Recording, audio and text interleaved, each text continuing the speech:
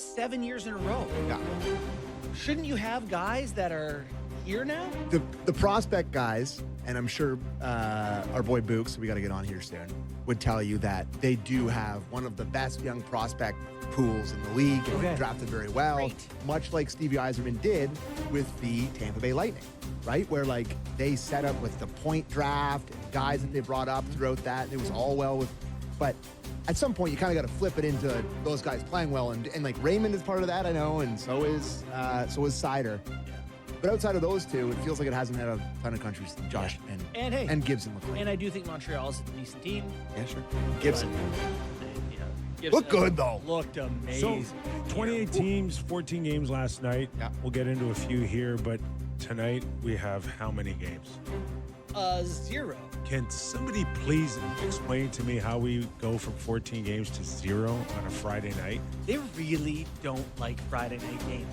Like, you look at the schedule throughout the year, they just don't play on Fridays. Tuesday, Thursday, Saturday.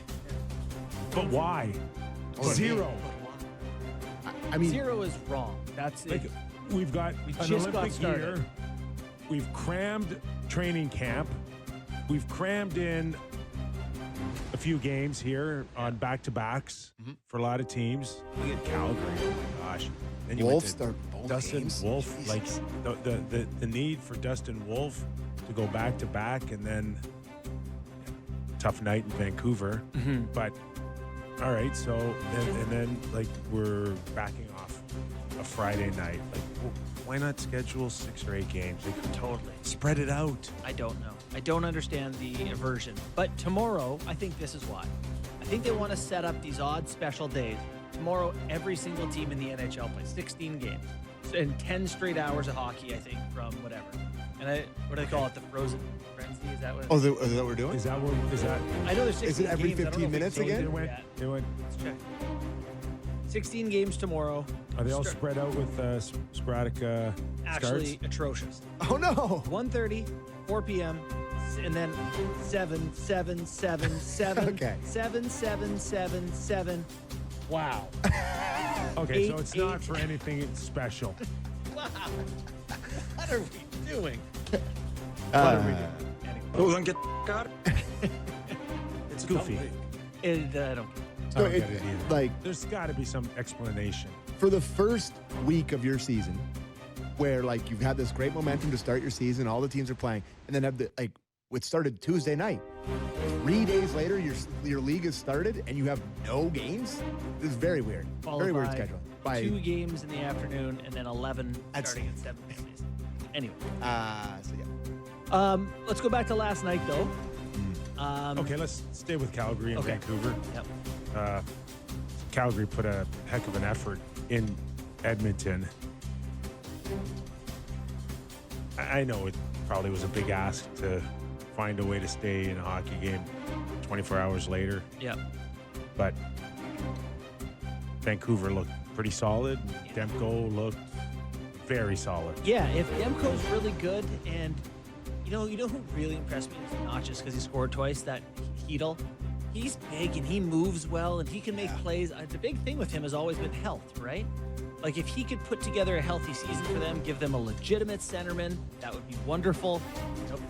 I don't know how Petey's going to do this year or whatever, but Yeah. that sure helps. Besser had a nice one. Couple greasy hits in that game. Yeah. Couple And- greasy But, but hits. neither of them were that bad. One went from a 5 to a 2. They both did. I don't know if did they officially both have 5s? I think they. I think initially I both think won. the Weaver hit Weegar, on yeah. Weegar hit on Pedersen was originally a 2. I can't remember. I Okay. could be wrong. But the other one went from an announcement of 5 to a video down to 2. Yeah. At the end of the day, I think they probably got both right. Yeah. I mean, there's shoulder contact. It's unfortunate distance from the boards for Pedersen in particular, but at least he wasn't hurt.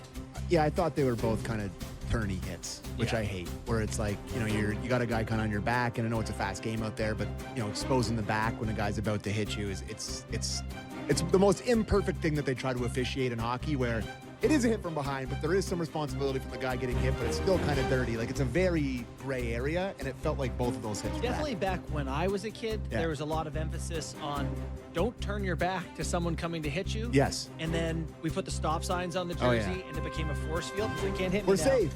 Yeah, Yeah. no, the Chunky's, onus is on was you. it Chunky Soup that sponsored them? I think it was Chunky Soup Stop, if I do remember correctly. Anyways, yeah. You're looking at me like a... No. Yeah, you're okay. Okay. Yeah. The other thing too is, I think on the first one with Uyghur, that Pedersen knew, like he knew he was there. Yeah. You could see it. At the end of the day, he didn't get a chance to set his feet very well and fell off balance. And actually, he was very frank on where he thought the hit was. He totally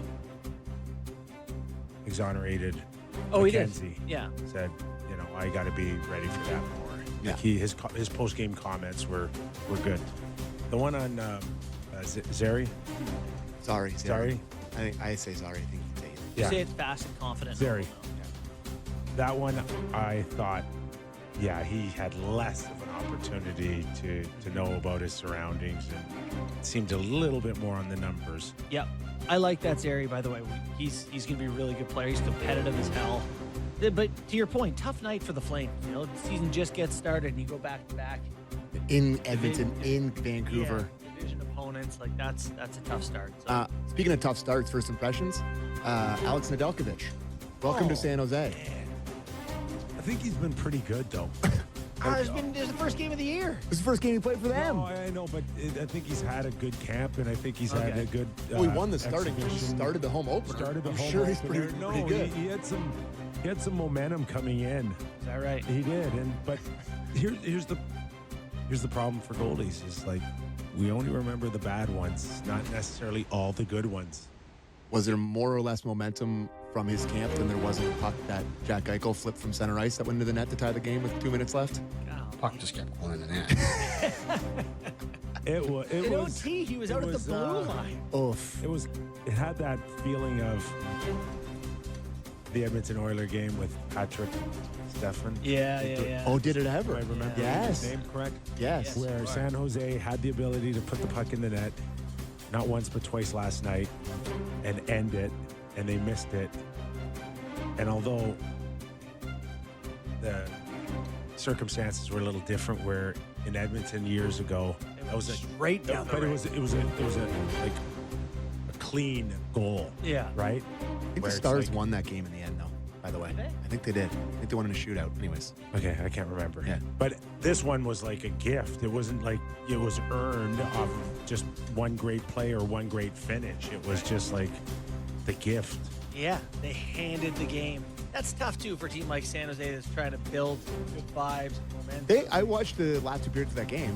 They looked in the game. They're flying around. They got speed. That Celebrini looks breathtaking. Will Smith's awesome. So, yeah, that's tough. It's funny to me that Askarov can't get more involved. Like, he was a huge name, right? Like, that was the next one Well, for